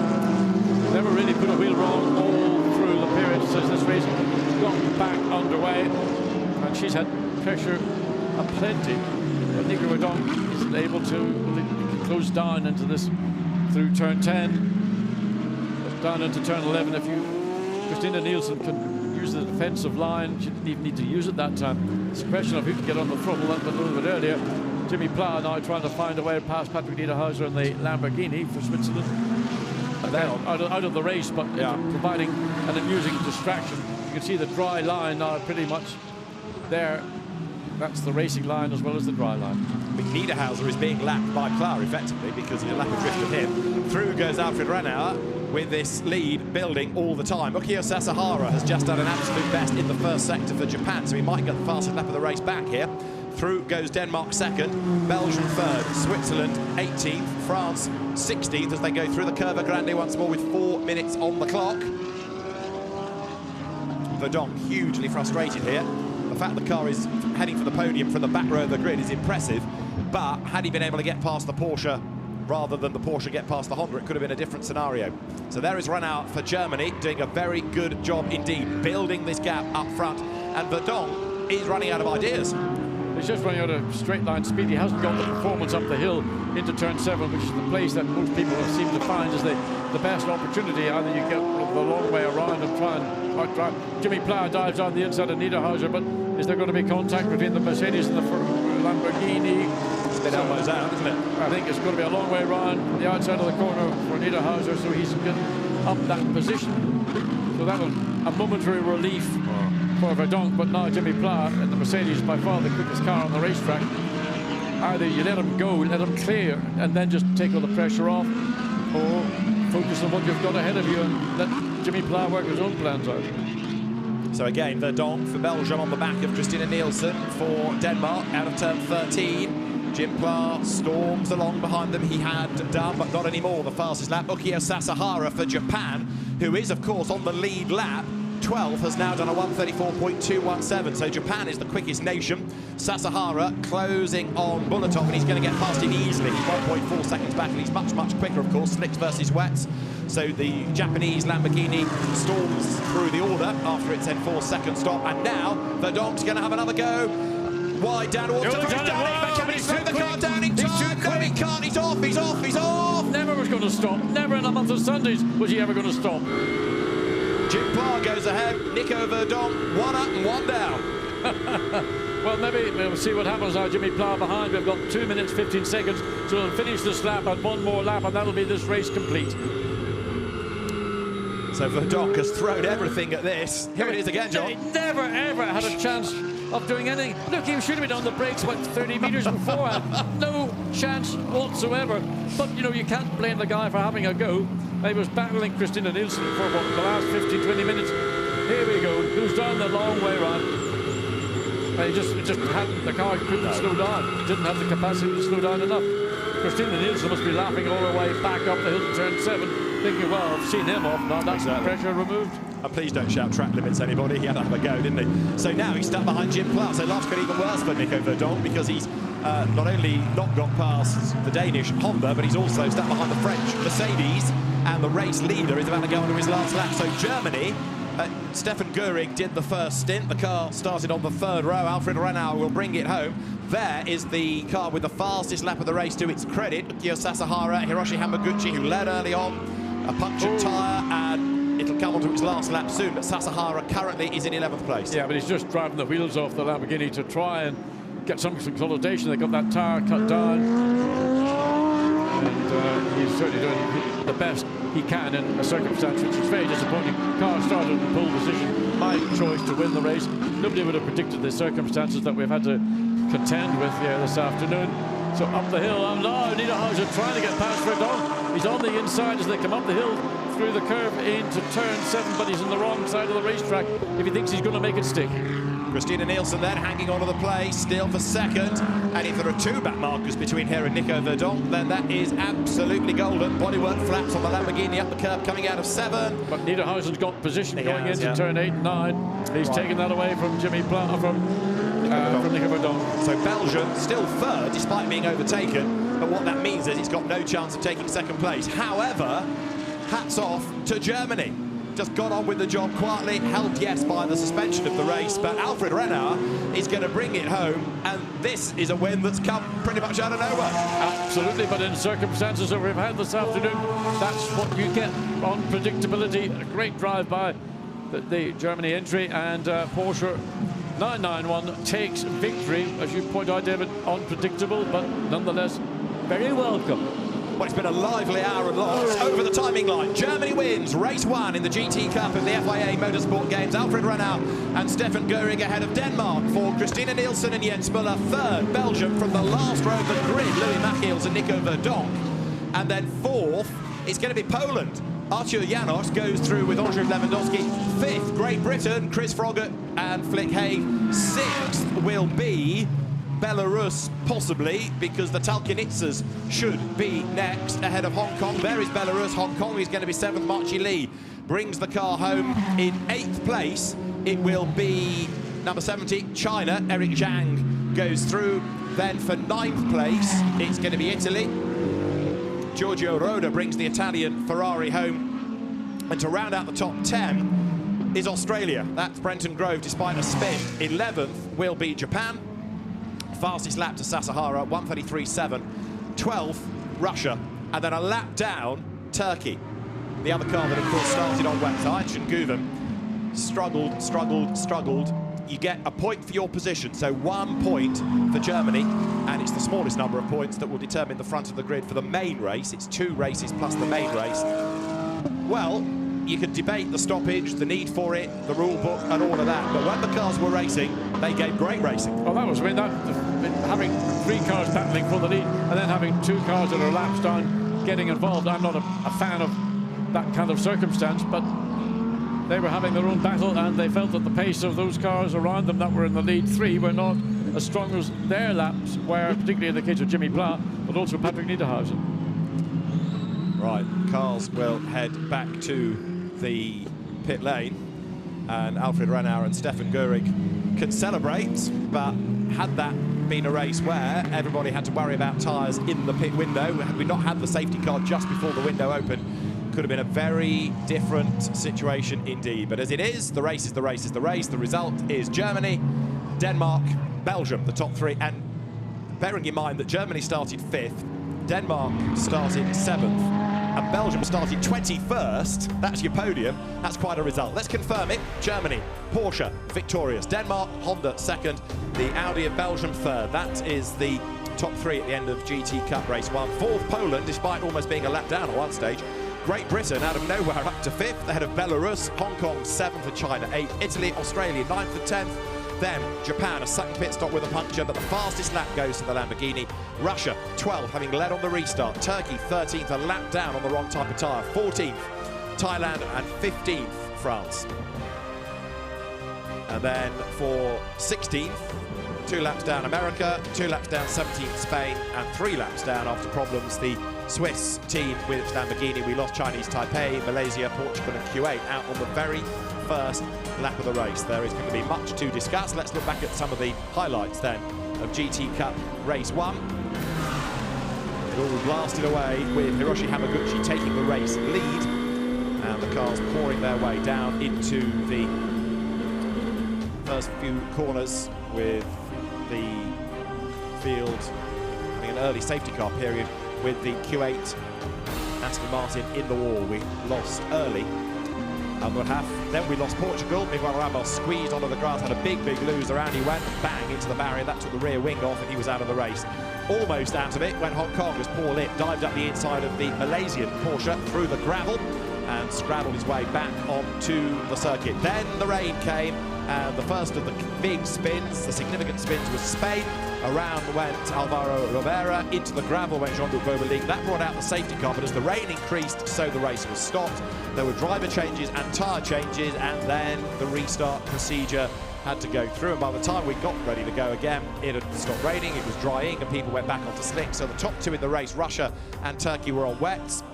And it turned out to be the wrong tyre choice. Early dramas, though, for Ukiyo Sasahara from Japan, as he had a tyre go down on the restart lap. That was on a new set, remember, put on in the pit lane. And then, as the cars on the wet struggled, Thailand was making good progress until Kennedy Costeri went off the road. We had a spin also from Australia as around went Brent and Grove, just being avoided by the pack behind. Through into the lead of the race went Germany. Alfred Ranauer going up on the inside under darkening skies. Chinese Taipei had problems and limped to the pit lane. Heaven Chen out of the race. And as Nico Verdonk tried to find a way up past the Honda, it was to no avail. He eventually did get by, but ran out of road, and the checkered flag waved to Germany. Honours in race 1 in the GT Cup in the FIA Motorsport Games to Germany from Denmark and Belgium. Certainly an entertaining race, a race that had a bit of everything, full of drama, and there are 2 more races for the GT cars here at Vallelunga in this year's FIA Motorsport Games.